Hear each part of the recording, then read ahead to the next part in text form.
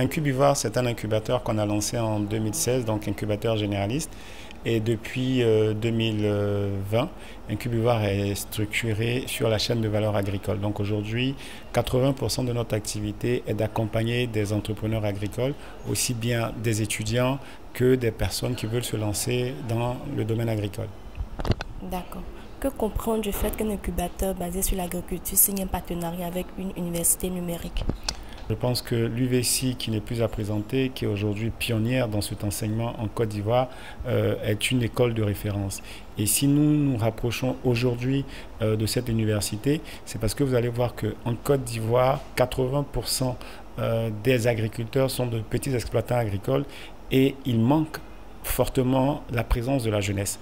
Et qui parle de UVC, qui parle de l'université virtuelle, parle de jeunesse. Donc si aujourd'hui on se rapproche de cette université pour signer un partenariat, c'est non seulement de chercher à moderniser notre agriculture, mais c'est surtout d'attirer, on va dire, vers ce secteur-là la jeunesse, parce que vous comprendrez qu'avec moi, en Côte d'Ivoire, 60% de la population active vit de manière directe ou indirecte de l'agriculture. Donc pour nous, il était normal de pouvoir nous rapprocher non seulement de l'UVC pour dynamiser justement cette nouvelle approche, mais aussi permettre aux étudiants de l'UVC de venir nous accompagner dans la modernisation de notre agriculture pour que nous puissions avoir, on va dire, une agriculture non seulement numérisée, mais que nous puissions avoir une agriculture moderne.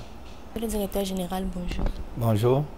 Pour l'Université virtuelle de Côte d'Ivoire, que représente ce partenariat avec Incubivar? Ce partenariat est un partenariat très important pour nous, pour la simple raison que l'université virtuelle repose sur plusieurs piliers. Nous avons la formation, la recherche, mais nous avons surtout l'employabilité. Et dans le cadre de l'employabilité, nous développons un certain nombre d'instruments, comme le Fab Lab et l'incubateur. Donc pour dire que l'université virtuelle a, dans sa stratégie, la mise en place et la promotion des incubateurs où nous recevons nos étudiants sous forme de start-up et nous les accompagnons à créer des entreprises de type SARL. Aujourd'hui, c'est plus d'une cinquantaine d'étudiants qui ont pu créer des entreprises et nous avons envie de monter en puissance.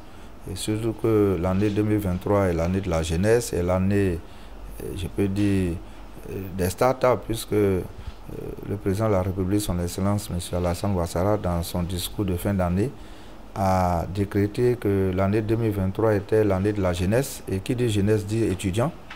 Il a aussi parlé d'incubateur. Et nous sommes déjà dans cette stratégie.